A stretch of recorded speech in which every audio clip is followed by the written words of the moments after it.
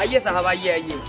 देखिए, यही है हमारे गांव का सबसे पुराना बंगला। यहाँ पे बहुत ही अच्छी अच्छी चीजें आपको देखने के लिए मिलेंगी। अच्छा अच्छा, यहाँ के बारे में और कुछ बताओ। हाँ तो सुनिए, यहाँ के पेड़ों के इतने मीठे मीठे फल होते हैं, अगर एक बार आप मुंह में ले लेंगे तो आनंद ही आ जाएगा। क्या मुंह में ले लेंगे? अरे यहाँ के फलों के बारे में बात कर रहे हैं। अच्छा अच्छा, और यहाँ के बारे में कुछ बताओगे? साहब चला है आपके यहाँ सरकारी बंगले के रूम भी दिखाई थे। रुको जरा, सब्र करो।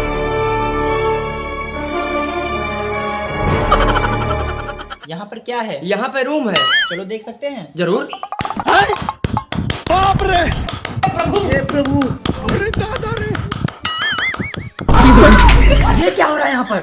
अरे वो कुछ नहीं, यहाँ की दीवारों का मरम्मत का काम चल रहा है इस समय, इसीलिए आपको सुनाई दे रहा है। हम यहाँ पर नहीं रहेंगे। अरे रुकिए, चलिए आपको दूसरा कमरा दिखा देते हैं।